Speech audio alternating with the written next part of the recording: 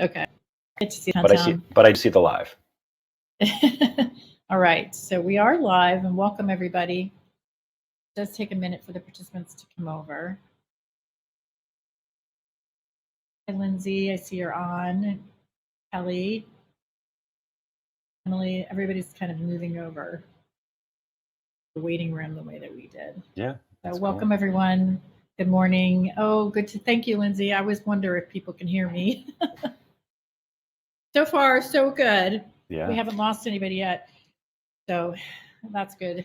Great news. I was just chatting with Dr. Spector that that executive function was the topic of the day during COVID because structure was so important to everybody. And I'm sure that must have been. I feel like it was a humbling experience for a lot of us that we sort of took it for granted that we were the person who was so organized and effective and good at managing ourselves. And then they took away the structure and we realized, wow, what's left, this is really hard. Yeah. And for kids, it's like they don't have, a whole career of years where they were really productive. So it was much harder for them. They were just sort of, and a lot of them were they sort of read it. They're like, why would you expect us to do this? This is, they're like, well, just, we're going to play video games while you pretend to teach us and, tell us when it's over. And so did you find that, I know that you were saying yesterday that things didn't necessarily get worse, but did you find that it was even harder to have type of... And what I said the other day was that things got worse, but not more worse than any other mental health problem. So depression got worse across the board. Anxiety got worse. People really suffered in all mental health spheres. And so I think what people were wondering is if addiction to video games got worse or not. And in some ways it didn't get worse because people had a lot more free time and less the problem happened when we asked people to go back to IRL in real life, when we started sending them back to schools, and then they had to function again. But they were, some of my guys were actually I've been training all my life for this. Just put me in front of a screen and leave me here for, 20 hours a day and I'm good. This is, I'll when COVID's over, I'll call you up because then I'll need your help again. Yeah. Where other, so there was nuance to that, right? But certainly all problems got worse as we didn't have our healthy lives to bolster us. All that self-care that was so great, being together, playing soccer, hanging out at barbecues, whatever it was, whatever your going jam to the gym. Right. And actually, I was in a panel at Children and Screens, which is a great organization. They have YouTube. If you go on YouTube, they have a channel, and they would just every week have panel discussions. And I think I did 3 or 4 of them at this point. And it's the experts in whatever field. And so it was tech and sleep with children, or, teens and sexting. Any topic is up there and it's there forever. So you can see these people talking. And the format was nice. It was an hour of panel discussion and then Q&A for about a half an hour. It was really, and really amazing people on there.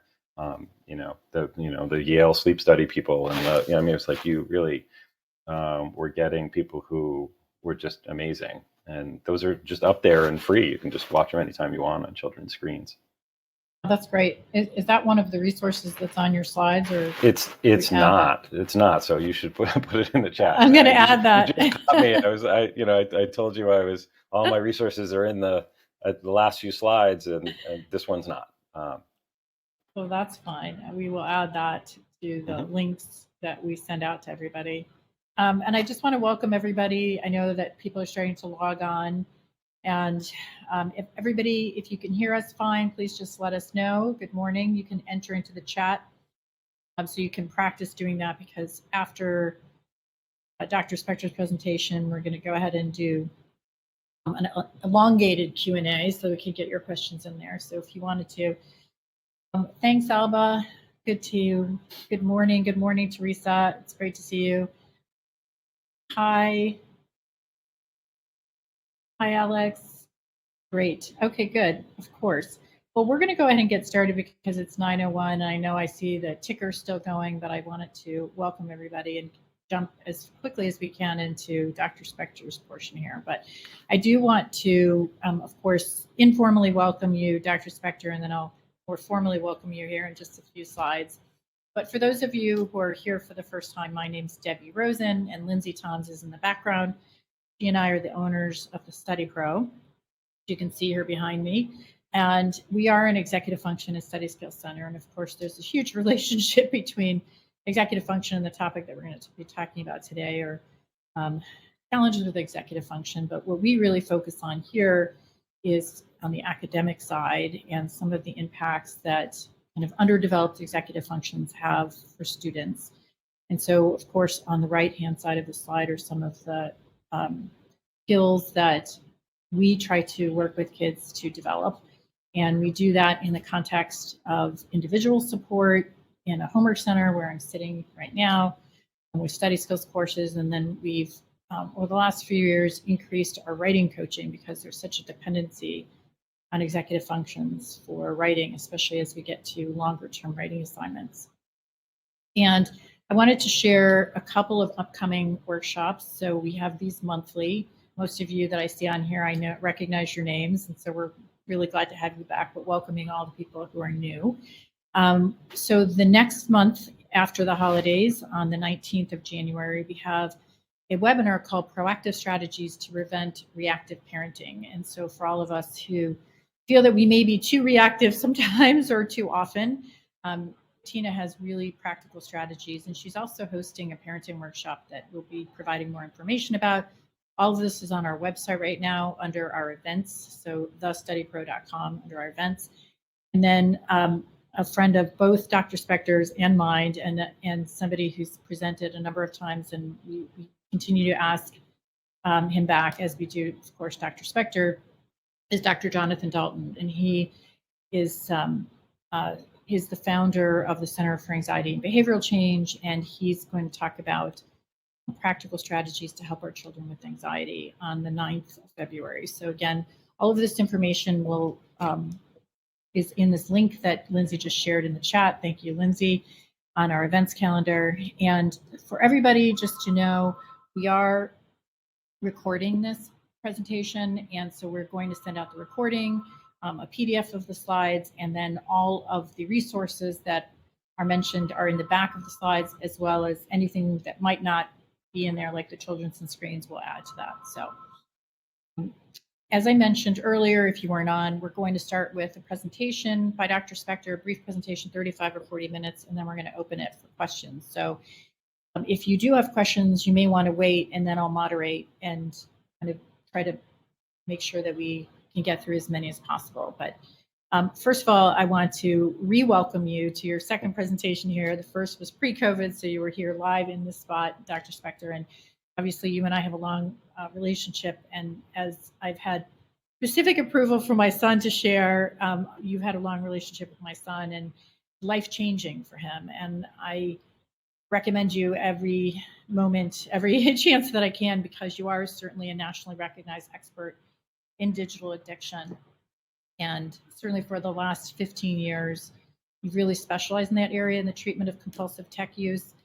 And so if there's a guy that knows anything about this subject, it's you, and that's really why you are so widely sought after in all of the areas here in print and online, and speaking at online, such as with Children's and Screens, and also on a number of live shows like the NPR Diane Rehm show, one of my favorites, Fox 5, Channel 4, and then the Good Morning America. So, you know, we're certainly super excited to have you here and to share your expertise. And I'm going to go ahead and stop sharing my slides so that you can pull up your slides, and we'll transition to your portion of the presentation. I'm going to put myself on mute until such time that you're done, and then we'll start with the chat. All right. So welcome again. Thank you. Thanks for that great introduction. So I'm going to talk for about a half an hour-ish. I don't know exactly how long that'll go. And what I'd like you to do is any questions you have, put in the chat, and then we'll sort of go through some of those, pick the ones that we think are sort of, really sort of highlight an important topic and dive into it. And just to help me out and to just make sure everyone's comfortable with the chat as well, if you feel comfortable, share the ages in the chat of your kids. So a kid or kids, so just do like what their age is. I'm going to talk basically about teens, but sometimes we get older at 12.75. I love that. And you can include like my 37-year-old husband too, if you'd like. So okay, this is helpful. I've always wanted to really zone in on this topic. I do general topics all the time. I also train other therapists. We created a certification program for how to treat gaming disorder, which is the new disorder that was created by the World Health Organization, and created a 30-hour curriculum. But I've always wanted to zone in on this with parents because I think it's probably the most important slide out of any of those hours and hours of presentation that all parents should be doing. So I'm going to talk for about a half an hour in a general sense. And then really that's the point where your questions are going to steer the talk to where you want it to go. So that's what we'll do. I'm going to talk. I apologize. It's early in the morning, so hearing history early in the morning is not fun. But I'm going to give you a little history of this because I think it is relevant to your parenting choices. So the first thing that we have to recognize is sort of what in the beginning there was just researchers curious about this problem around technology and people, and so they would create a criteria on their own. They're like, hey, let's study this. How do we define it? Let's define it a certain way. They'd create a criteria. This was happening all around the world, but a lot in Asia first, because that's where the problem hit first. That was where the greatest saturation rate of tech use was. And so they would study it. And sometimes they would define it as video games. Sometimes it was phone use. Sometimes it was both. And they would define the problem in all different kinds of ways. So we were really comparing, I don't want to say apples to oranges, but we were like in the citrus category. So it would be like oranges and grapefruit. And so it became really hard for people to make generalizations of what the problem was exactly and whether the findings were applicable, right? So, one thing to point out is that it's very rare to have a new disorder created, like especially in the mental health arena. That happens very infrequently. And it did happen. The World Health Organization created one. I think it's in 2016. I have a slide about it I'll get to. But before that, we have the American Psychiatric Association created what was a criteria for study. So if you were going to do a study about this problem, here's what we'd like you to use as your criteria. And I've included it because when parents ask, like, what should I be worried about? What are the warning signs? What are the things the red flags that I should be careful of? It's good to know that like this is sort of the first stab of the American Psychiatric Association in 2013 is what this was, where they were like, hey, let's study this for 20 years and maybe we'll get a disorder then later on. They're very, careful, conservative about approaching this, but clearly there was enough problems happening and they wanted to have one banner for all the research to sit under. And they, this is a decent set of criteria. Someone who is obsessed with gaming, and when they can't, they become a hot mess. They need more and more gaming to be happy. And they can't stop when they want to. They can't avoid consequences. There's this sense of like nothing else gives them pleasure anymore. And we'll talk more about that.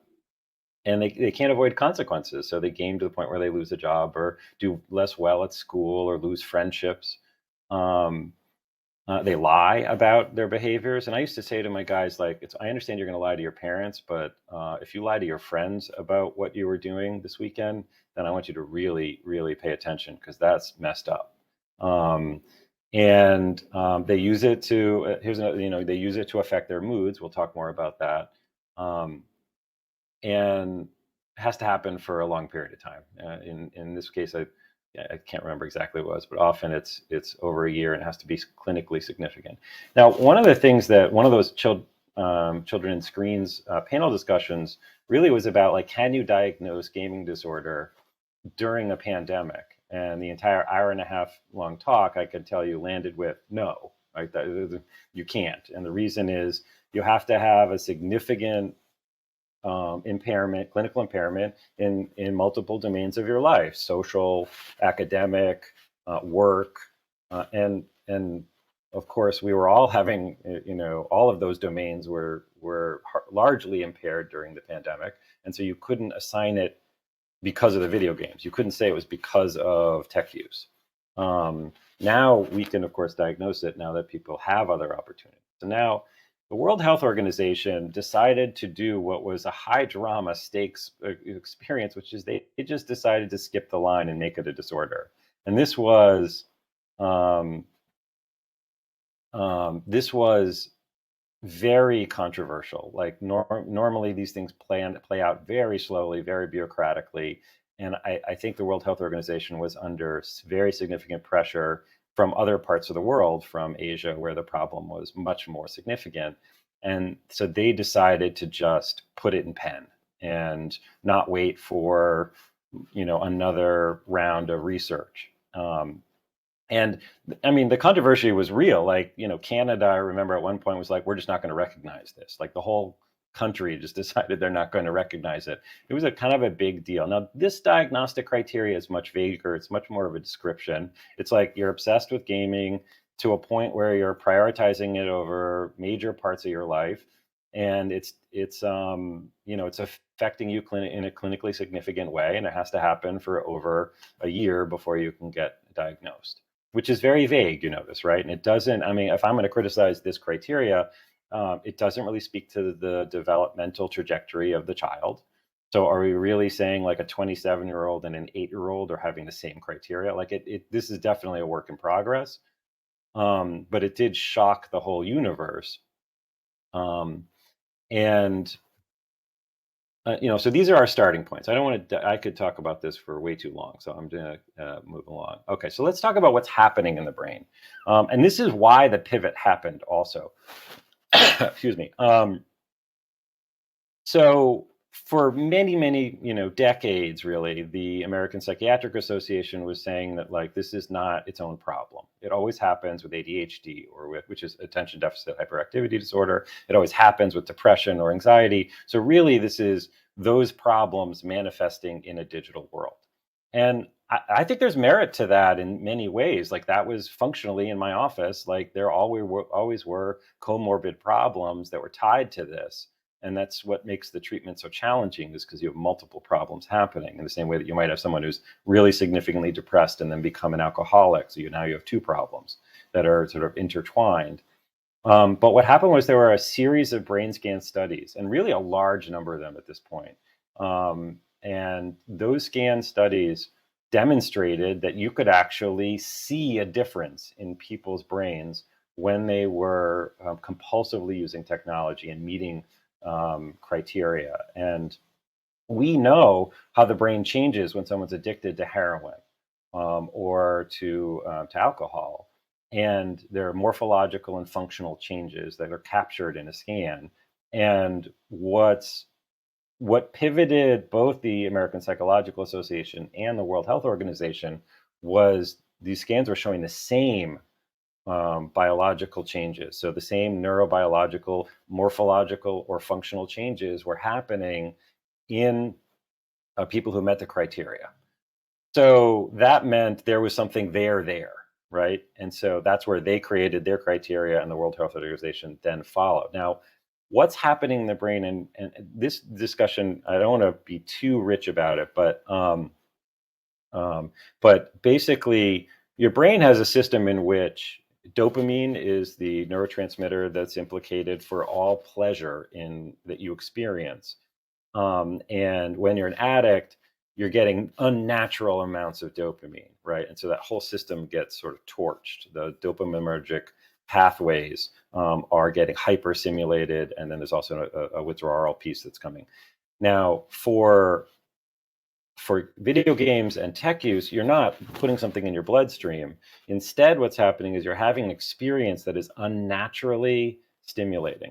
It's like, imagine in your brain, you have the most pleasure you can experience is a 10 out of, scale of 1 to 10, and that's a 10. And then, you're a developing kid, maybe the most exciting thing you do is open your birthday presents, and then, reading on a scale of 1 to 10 is a 6, and doing your math homework might be a 2, right?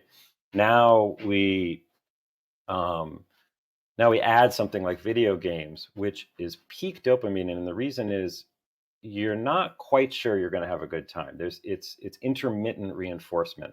So every once in a while you have an amazing experience, but you don't know exactly when it is. This is like a slot machine. You sort of, and that's scrolling too through videos or in social media using your phone. You don't know you're going to have a great experience, but you're anticipating that you might, and that uncertainty actually spikes dopamine. So it's not just pleasure equals dopamine. It's the hunting for pleasure that is so spiking in terms of that. Now, the brain doesn't want your system to have more than a 10. So if you introduce something that's a 12, it has a clever thing that it does. It downregulates the neurons. So it's going to kill off receptor cells for dopamine so that we get back down to a 10. So now you've introduced this thing that's super hyper exciting. And now what was a 12 becomes a 10.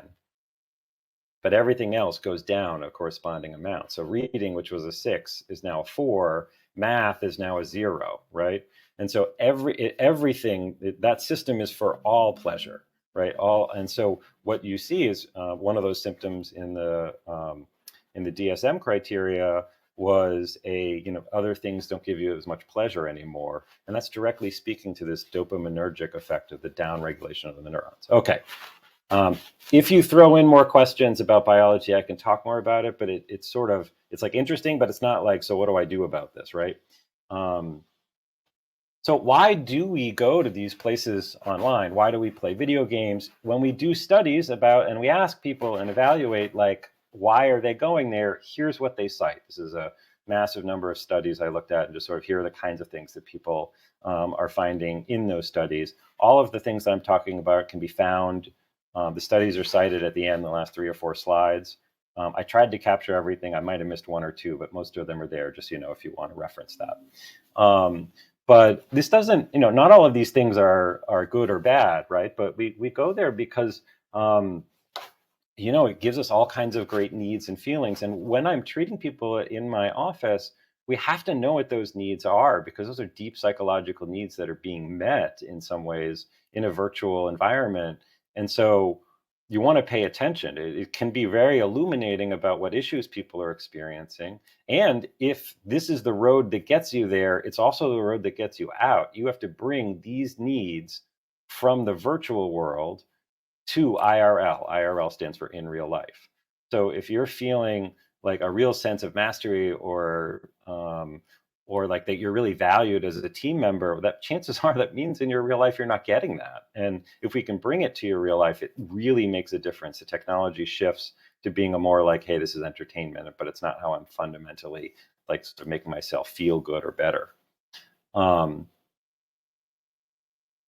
So what are some of the warning signs? Apart from like the criteria that you just heard, these 4 things are almost always present in my clients. So that's why I created this slide. Now, the holy trinity of mental and physical health is sleep, nutrition, and exercise. And my clients come in, they're nocturnal. They haven't seen a vegetable in weeks. The exercise is them walking to the bathroom and back. It's really extreme by the time you come to see someone like me. And if you are exercising regularly, if you are sleeping in a regulated way, meaning you don't shift when you go to bed and when you wake up by more than an hour, and if you're eating fruits and vegetables, then chances are you're not going to be having major mental or physical health issues. And so these are concrete things that everyone should be doing just for, having a healthy person. And so that's often where we start, because, it doesn't, like I can, I can help you with, the psychological needs. But if you're like nocturnal, like, we have to hit that first, because you can't function if you're not awake during the day, if you're not diurnal, which is what we are. I looked it up, the opposite of nocturnal. And so often early on in treatment, we're getting them walking every day for 45 minutes outside. They take the dog or whatever.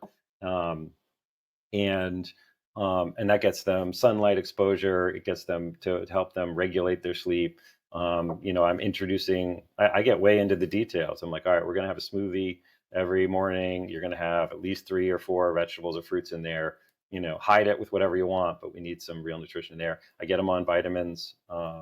Vitamin D, particularly, is often really deficient in everyone in America, but my clients especially because they spend all day inside. So these are really important things I want you to pay attention to. Um, let's see if there we go. Here are some other things that are found, just in research has found, which is no surprise, but I see it all the time in my office. Particularly when we're talking about getting your needs met online versus IRL in person. I'll have guys say like, I don't understand why you would, need a real life girlfriend. It's so much better to have one online because if it's a problem, you can just sort of quickly ghost them, and it's so much more convenient. And people move. I mean, they have all kinds of reasons. Um, so when you start hearing things, and a real preference toward the social life being online, and it's not extending your current friendships, right? I mean, that's a distinction that's really important. You want to really sort of pay attention to that.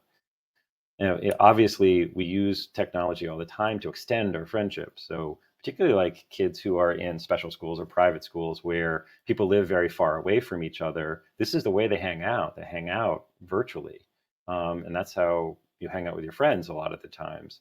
But when it's all virtual, and those are not people that you can hang out with in person, and you never choose to hang out with them in person, it becomes sort of one-sided.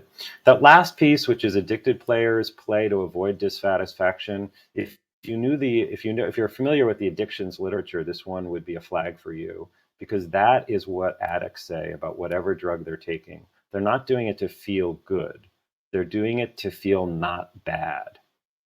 And so it's usually a dark moment when I'm talking to someone and they're like, I play all these, I play games for like 12 hours a day and I hate it, but it's the only thing I can do. And so we'll see people go down that rabbit hole. Now, all right, let's keep moving. Now I cite this. Kuttner and Olson, Kuttner and Olson are a married couple, Harvard professors, both of them. And they wrote a book early on that was really the first book that lit this up. And there are a number of other books since, and those are also cited in my last few slides. It was called Grand Theft Childhood. And it really, for the first time, did a massive survey of middle schoolers and high schoolers and what they were gaming and who was gaming. And there were 2 findings that just sort of led to a lot of research. One is that kids with learning disabilities were playing for more hours. It was just sort of an interesting finding that they weren't like creating the study to find that, but they asked lots of questions and got background on all these kids. And that was something that then led to a lot of studies it was robustly found that people with issues, and a number of different issues, not just learning disabilities, generally played for longer hours, and they cited different reasons for why they were playing, which gets to that emotional needs. And so that was the first, round of that. And then, of course, it's been pursued quite a bit since 2008. Here are some other at-risk characteristics that people, I see this all the time. And it gets to, I mean, one of the challenges of this situation is that often when someone's having problems with technology, it's really a sign that a lot of other things are not going well in their life. So they have executive functioning issue problems, so they're procrastinating, maybe they have ADHD. They might be depressed or anxious or having social sort of issues.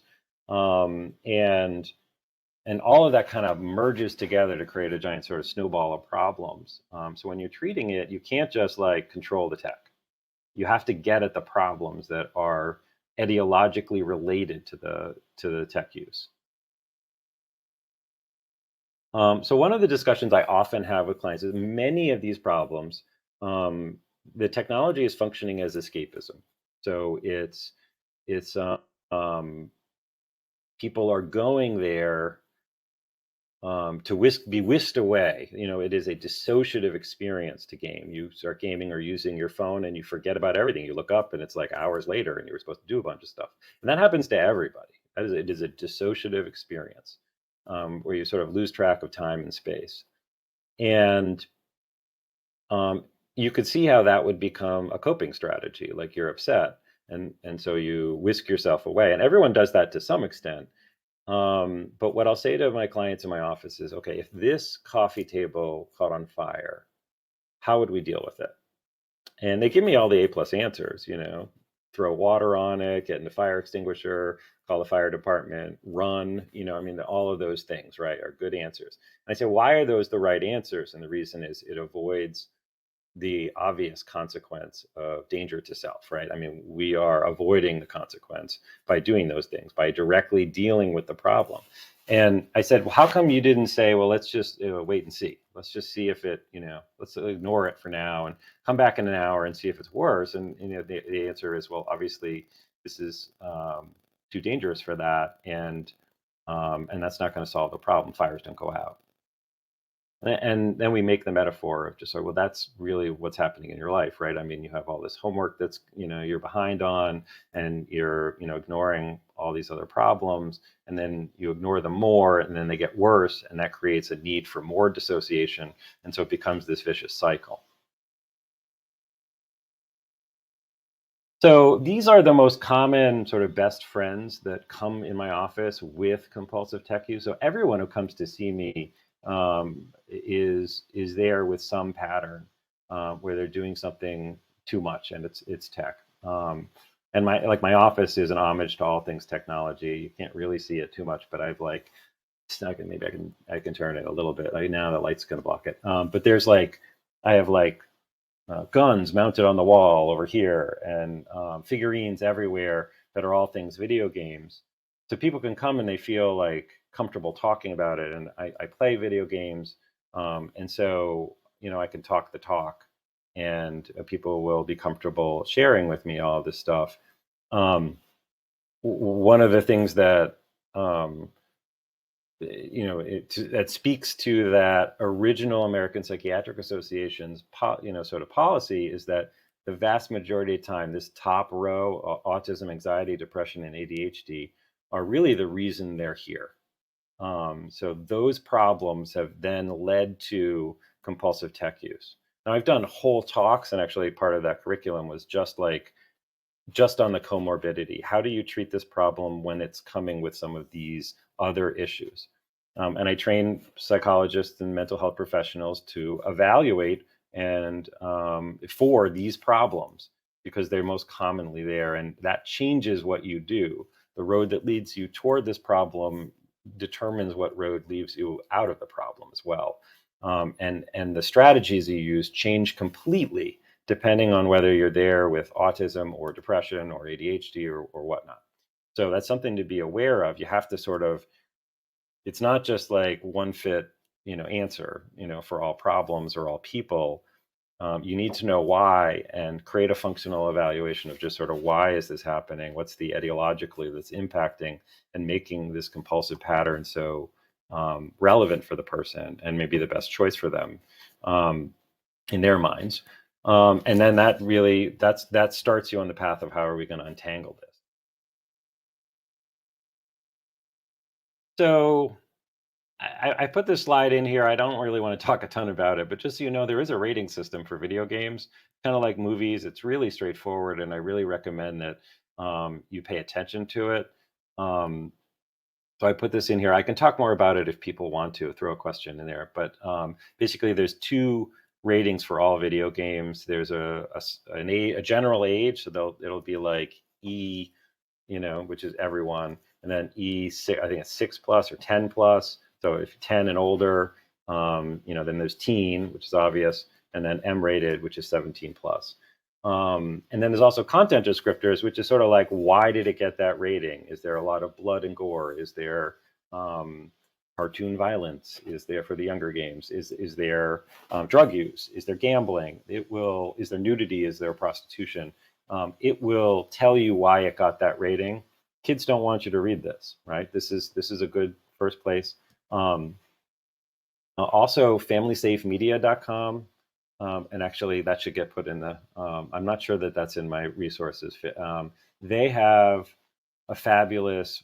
They're a fabulous resource for any media. So a TV show, an anime, a movie, and you'll get lots of. If you type it in there, and they will tell you more than you want to know about it and what they think the right age range is for kids and what the issues might be around that. So it's a good starting point. All right. So this slide just sort of outlines there's a lot of people gaming. And in fact, 64% of adults, we're looking at 163 million adults 18 and older play games. And that number keeps rising.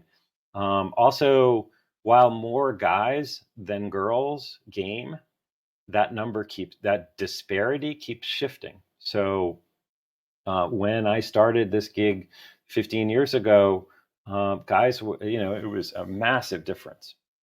And that Kuttner and Olson study, Grand Theft Childhood, really started to demonstrate that the difference was shrinking, that more girls were participating in the gaming space and more guys were participating in the social media, although it still remains, gender different in some way. In terms of social media, this is brand new. This is 2022, and it changes every year. Like every time I do a talk, I gotta, check it out. Right now, here are the top 3 social media things that teens are using, sites. And I was surprised that TikTok actually wasn't higher. But we got Snapchat, TikTok, and Instagram. So if you have a teen, you need to know these 3. You need to know them. You need to check them out, log in, create one for yourself, run around and just get a sense of it. If you have a young kid, before you introduce it, you want to really know how to use it so you can teach your kid how to use it. And these numbers are going to keep changing. So, I mean, not just the numbers, but actually the players. Like Snapchat could disappear by next year. I mean, it probably won't, but or a new thing might appear. This is it's familysafemedia.com. The word media is in there too, I'm pretty sure. All right, so that's that. I did just look it up, and it looks like it was familysafe.com. Okay, just make sure it's not a fake site. Screen time is out of control. Children's access to pornography. It looks like it's. All right, it looks legit. Okay. Yeah. Okay. Thank you. In terms of media use, here are things that you're going to want to know, that all parents need to know. You're going to want to pay attention to content, privacy, and control. Who has control of that thing that's been created? If it's a picture of your kid or a post or information, who's controlling it? How much privacy really is there? Sometimes there's the sort of illusion of privacy. And what kind of content can you get to? So the first thing I do when I'm exploring a new entity is go on there and put a bunch of search. I search all kinds of potty words and all kinds of problematic material content and see if I can get to it and see what appears. And one thing you have to be really careful of is that these sites are good at making it seem like you can control your posts when you really can't. Any of it is gettable by a lawyer or a subpoena. Any of it is you can screenshot it, and they say, "Oh, if you screenshot it, then I get a notification."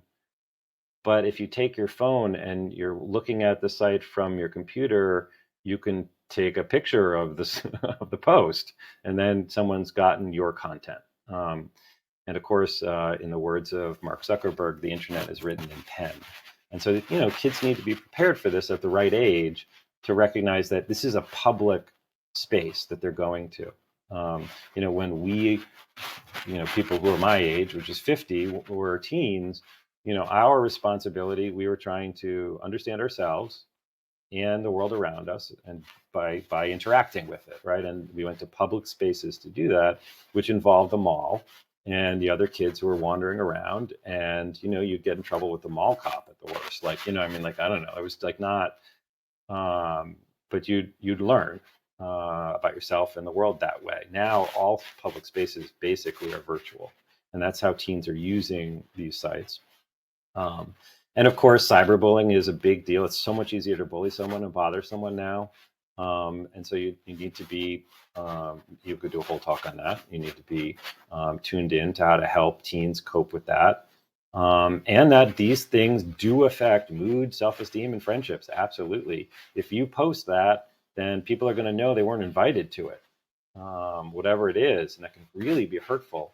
And so savvy teens will be really careful about what they post if they, don't want to like anger their communities. And we're teaching them to be good digital citizens, basically. And there are curriculums that schools are putting in place like that. And so you, as a parent, this is what we need to know about so that we can help our kids and guide them. So here's the tricky part. There's no generic advice that I can really give you. I get asked all the time, like, hey, give us like top 5, like whatever, we can put on your website, or put on, introduce. And the tricky part is it's just so much more nuanced than that. So that like the general advice sounds idiotic when you really bleed it down to like, what could I say to everybody that would be true? But you have to know your kid. You have to assess risks. So how you parent each kid is going to be different too. So having one policy, if you have 3 kids and you have one policy, you're probably not, like that's challenge. That's not going to necessarily work very well for all 3 kids. I know family style dining is useful, but but each kid's probably going to need some different guidance and different approaches in terms of parenting around technology. And so you have to first assess the risk. Like, is my kid mature? Are they good at being careful? Or are they kind of impulsive? Do they show poor judgment? All of these things can lead you to be more careful, have a later start date, give them a phone when they're older. These are the decisions parents are making. But first thing you have to do is think about that particular kid and how they're approaching technology and these factors that might make them vulnerable. And then you're going to gradually increase that responsibility. So I'll give you an example. My teenage daughter, I gave her a phone, and it was a smartphone turned into it. Actually, the first thing I did was give her a dumb phone so that if she needed to call me, she could call me or text me. But it was an embarrassing phone, ultimately. But she was so young that it's not like everyone had a fancy phone. But it was like if she needed to text me because something changed or she needed to be picked up, or that was the purpose of it only. And then once her peers started really communicating and she wanted to be a part of those conversations, we got her a smartphone, but really dumbed it down. So I went in, used screen time, and just sort of made it almost a dumb phone, but she could like communicate with her friends. She could use emoticons. She could text. She could take pictures. That kind of stuff. And we slowly increased what was there. We introduced Instagram first, and we needed to be able to log in as her, and we needed to be friends or connected to her. So my Instagram, I keep wanting to say Instacart. Isn't that funny? It's like such a sign of COVID. But Instagram, connected to her account. And what we saw was that she was like, for the most part, incredibly responsible because she was kind of an anxious kid. So that was fine.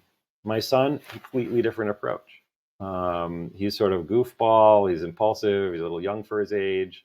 I don't even think you would have a problem with me saying all of that out loud. You'd be like, yeah, that's right. And so we had to be much more like present because he was going to be texting to large groups of kids, and you can't undo what you said. And so we were much more guidance, and that include also setting limits in terms of how much he could do, because if you have ADHD, you're going to have a hard time getting off. The spotlight of your attention will zone in on technology because it's so stimulating. It's basically environmental Ritalin. And you won't be able to look away very easily. And for a young kid, that means you really will like look up and it'll be 4 a.m. and you'll be like, what the hell happened? So you need to be really present for a kid like that. So you have to know your kid. And we're going to talk more about setting limits. So that'll be part of the major discussion. So I'm just looking at the time. All right. Oh, good. All right. So we are on time. Um, so there are four general things that I talk about with parents all the time, and they're all kind of tied together. So it's worth saying them in sort of one breath. But creating an ongoing dialogue is probably the most important one, and why I've always wanted to just sort of really focus in on this talk. And I think I'm actually going to recommend it to children and screens that we do just a talk on this. Um, you have to be having an ongoing discussion about technology with your kids, your teens, where you're also talking about your tech use. There will be times when you have to, and all parents should consider how they're going to track and monitor what their kids are doing over their different ages and stages. You should participate in any ways that you can around technology while having the ongoing dialogue. One of the things that's interesting about the research on playing with kids is if you play video games with kids and don't have the dialogue, it actually harms them. They sort of interpret it as just acceptance, and it actually demonstrates there's some real problematic things that emerge where if you have play with them and have discussions, you are really present, right? Your parental influence includes those activities that you're doing. You can talk about it in the dialogue, your reaction to things. Like if you're not there, there's a parenting vacuum that happens where you don't exist. And it's like your job to teach your values to your kid. And if a parenting vacuum happens, then someone else comes in and teaches their values to your kid. And you're not going to like that. And then the last part is setting limits where you need to. And one of the things that's challenging is setting limits, monitoring and tracking, and having this conversation is they're all interrelated. Like if you police too much, it shuts down conversation. They're not going to tell you if they think that you're going to turn around and set a limit. So it's more nuanced. And these are not separated by Tupperware containers. You create something that's all of these things are emerged together as sort of a general sort of policy. All right, so let me pause here for a second, and let's maybe hit this with some questions. Thanks, Dr. Spector, for all that background. I really appreciate it. I know that we have a lot of really good questions. I mean, and one of the general themes is that not all kids play video games. It can be almost seemingly great stuff, right? So going on to movie critic commentary on YouTube's, and I know my daughter watches even football kind of replays, but it's just the amount of time. And some of these aren't so bad, but when it's time to do their work or to get off the computer or do non-preferred, so many of these kids get aggressive and angry. And I think the second half of that question is like, for a lot of these parents is once the toothpaste is out of the tube here, it's not about, getting into the technology because now they're clearly into it. They're in their teens. How do we roll something like that back? So there's really two parts of the question. Like the non-gaming. I feel like there were 12 parts to that question, but okay. So let's try to unpack some of that. I get a lot of the questions of like, what do you do once you've opened Pandora's Xbox? When like the technology is already there, the patterns are there, and now you've like heard me talk, and like now what, right? So it's like you can't start from scratch, and so that's a real concern.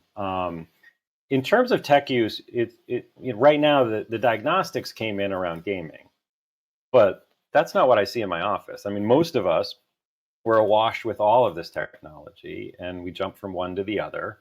And so I use the word technology because, of course, the technology changes, but the topic is basically the same and still. So it's still the same. So like you're still going to have to deal with TikTok. And you can watch videos of games, even though you're not playing games, but you can also all these videos. Some of them are really educational or interesting or meaningful, right? I mean, there's nothing wrong inherently with entertainment. What it is it's not in moderation. And because it's using these very stimulating, sort of high dopamine pathways where you're hunting for pleasure, it creates a pattern that's really hard to compete with something more less technological, like doing a crossword or reading or practicing violin, right? The thing that I often really zone in on, particularly when working with clients, is I don't like focus in on the amount, like how many hours are you gaming, although I'm monitoring that. But in my conversations, what I'm focusing on, what are you not doing? What's the opportunity cost? Because I'll get a really common question is, all right, so I'm like getting good grades and I'm playing Fortnite for 5 hours a day. Like, what's the problem? And the problem is 5 hours a day is massive, right? And if you have any interest or hobby or problem that you need to deal with, take one of those hours, apply it to that problem, and you solved it. I mean, most Olympic athletes don't exercise more than 3 hours a day. Most professional musicians don't practice more than 3 hours a day. Um, so, and if you want to be fluent in a new language, 3 hours a day, 2 hours a day, even 1 hour a day can really get you there fast. So what's the problem? The problem is this is the like Jimi Hendrix style guitar that you'd be playing right now if you just switched an hour. It's the Olympic medal you would have won. Like the opportunity cost is we want teens to have a diverse set of hobbies and interests and things that they do every day, so that they develop a diverse set of problem solving skills. Because the problems you're dealing with in playing violin are different than the problems you solve when playing soccer, which are different than the problems you are solving when playing a video game. And they're all useful because you learn, you not only is it just neural pathways, but you learn coping strategies that are diverse, so that by the time you're an adult, you're a superstar. You can handle most situations because you've been swimming in all these different types of situations.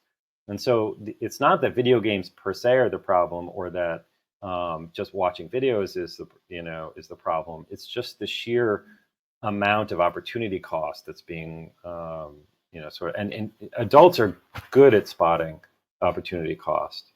See, my kid's not playing sports anymore, and he used to be in Boy Scouts, and he used to have a group of friends he'd hang out with, and now it's just all here in this one place.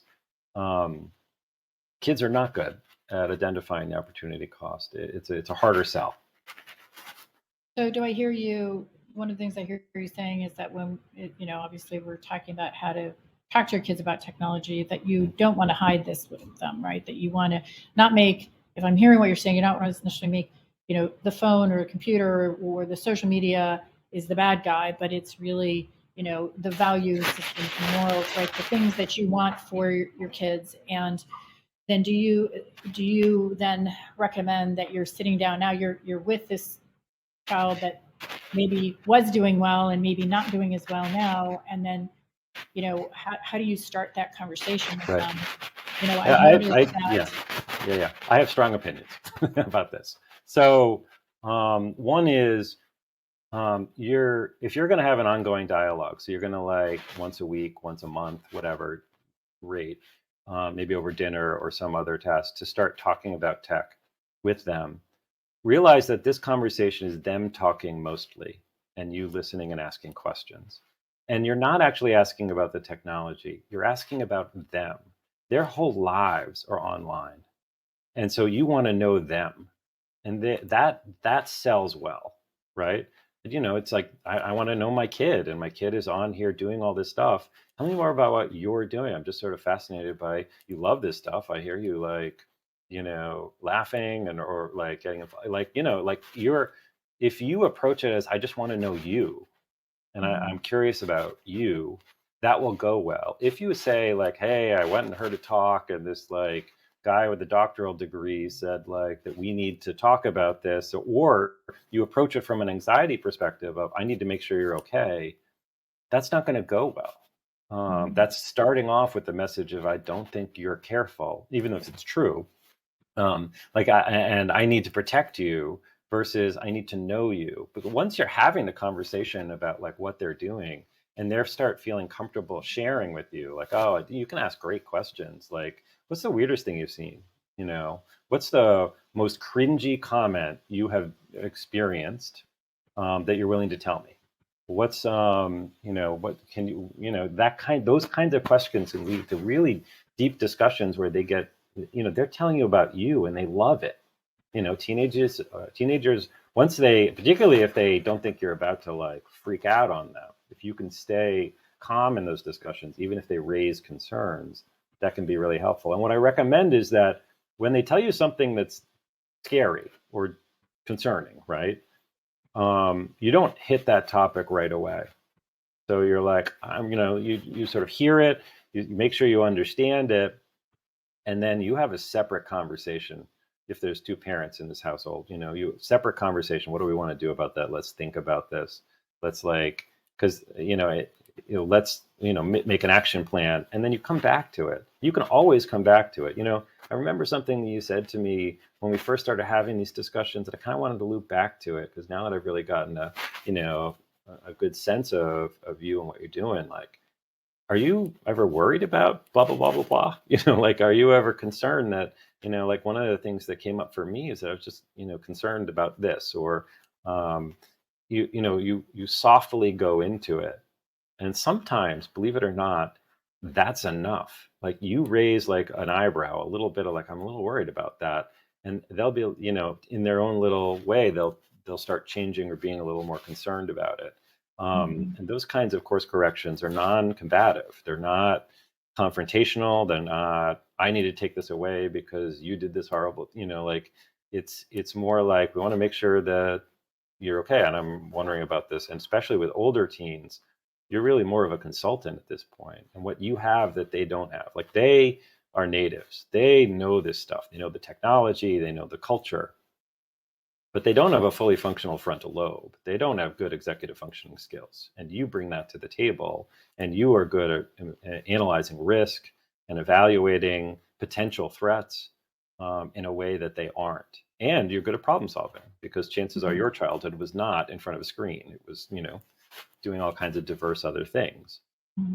And so that's where you can really have an amazing parental presence, because you're not going to be able to control much, is the other thing. In terms of setting limits, ultimately, and I hate saying the sentence, but it's so true, any motivated 12-year-old can get around any software or hardware that I might recommend to you. There's some helpful 18-year-old who put a post up saying, here's how you get around the firewall. Here's how you get around the this software, that control. There's almost always a workaround.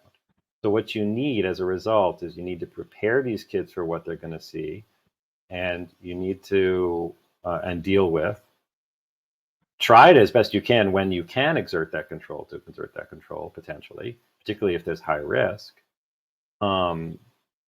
But ultimately, we need them to be savvy users of technology, where when they get into problems, they're going to reach out to you. I mean, there's all these stories of kids who got into problems online and had a social crisis, and there's suicides and other very dramatic endings to sad and tragic endings to those stories.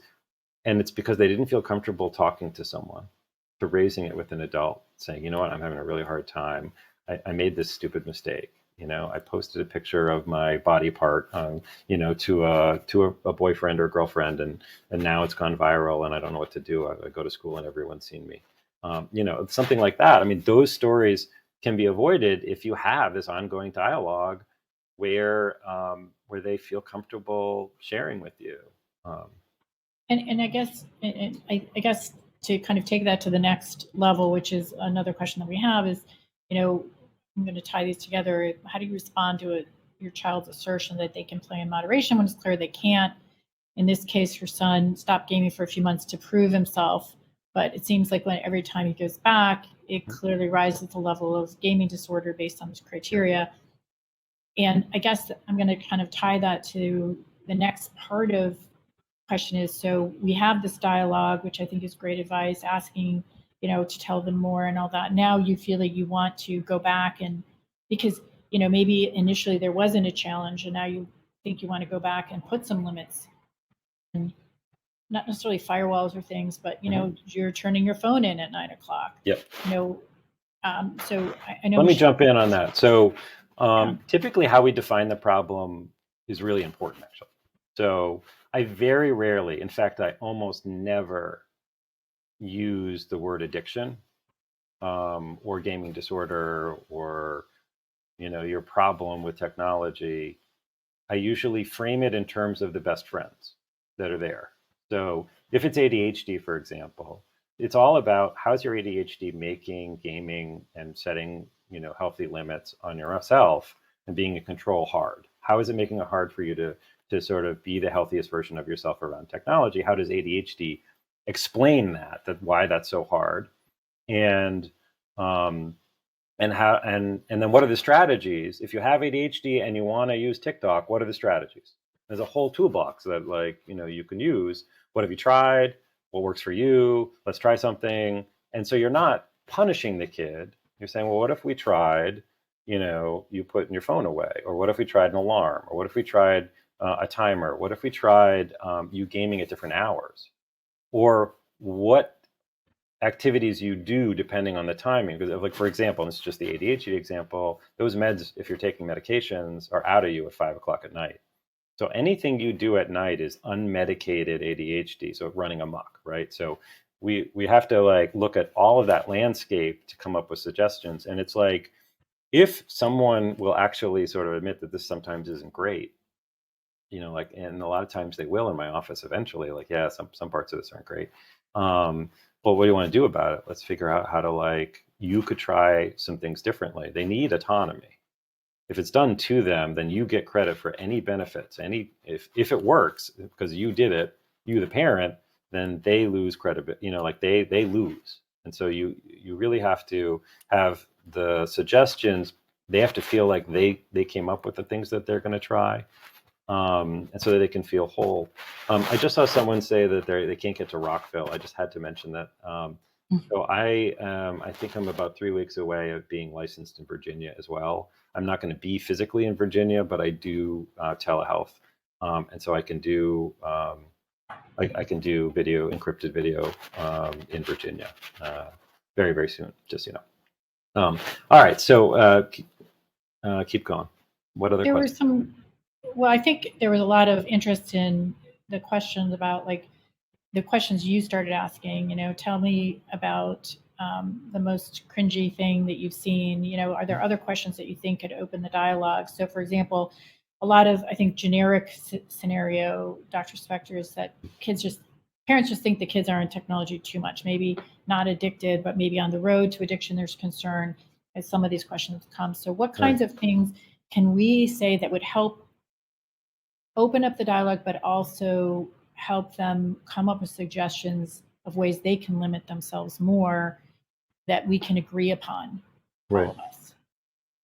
Um, Sorry, I got distracted by all the really good questions in the chat. So say that question again. Yeah, it was really just, some of the questions about, like, more questions about opening up the dialogue, like what's the most Yeah. cringy thing, but also leading to this idea that parents do feel they have some limits, right? But Yeah. I know you're saying the kids have to come up with them. But so, you have a kid who's on their way to digital addiction, or you feel is starting to use the phone too Mhm. much. How do we get to a place where we can start pulling that back? And what are the Right. kinds of questions that you suggest we ask? All right. So some things. I mean, ultimately, we're all trying to get our kids to college. Most of them, right?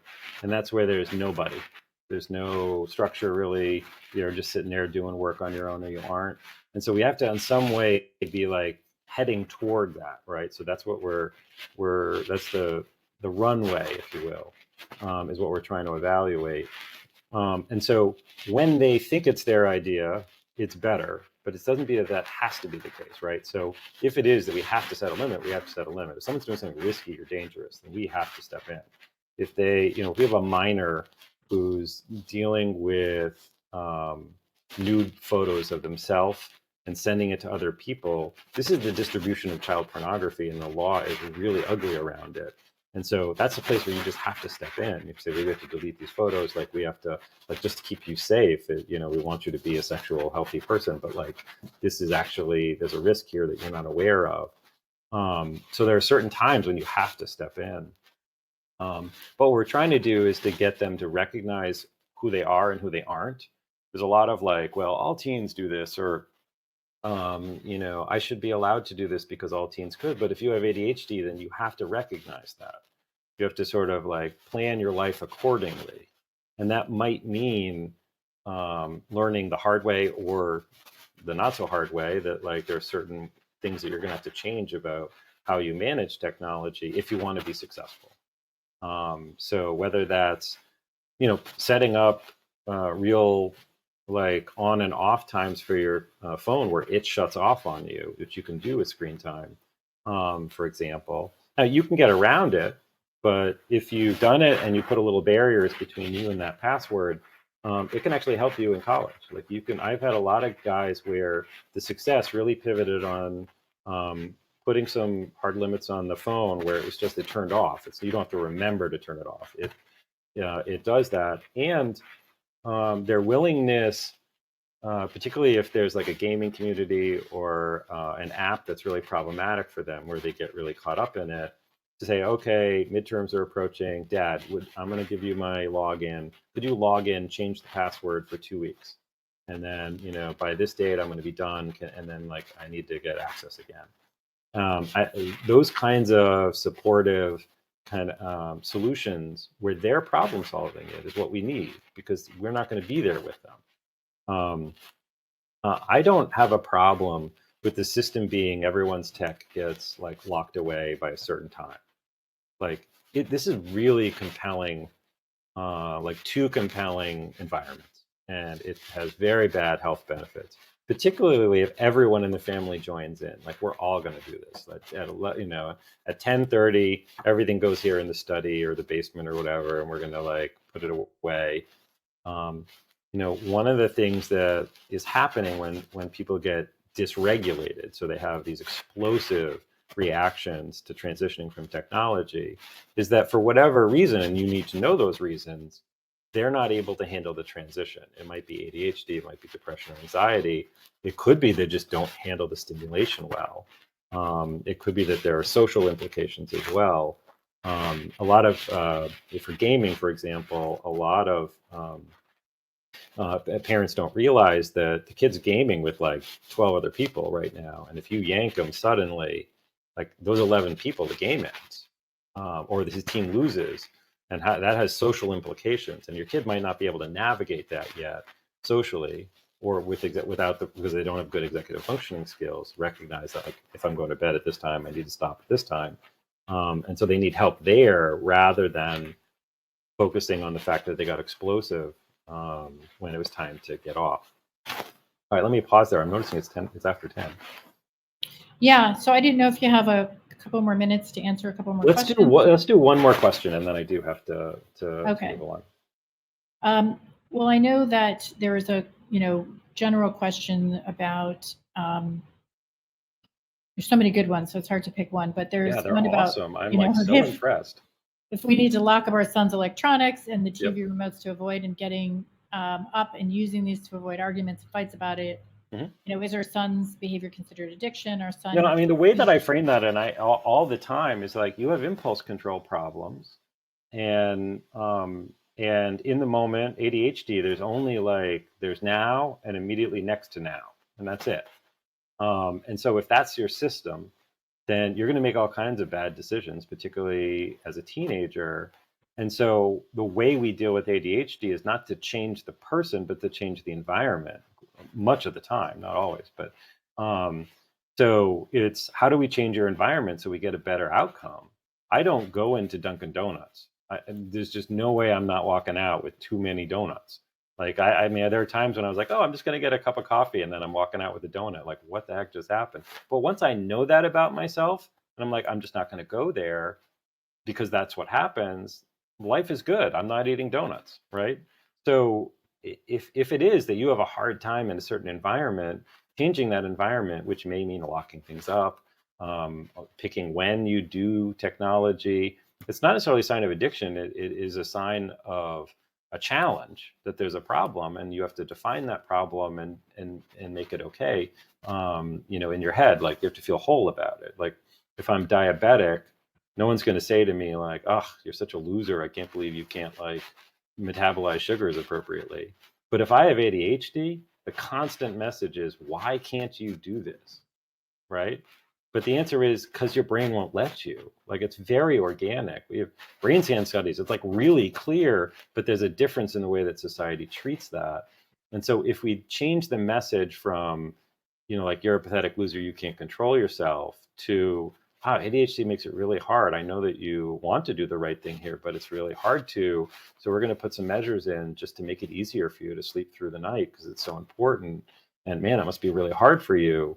Right. Empathy, support, and framing it in a way that doesn't make you feel ashamed.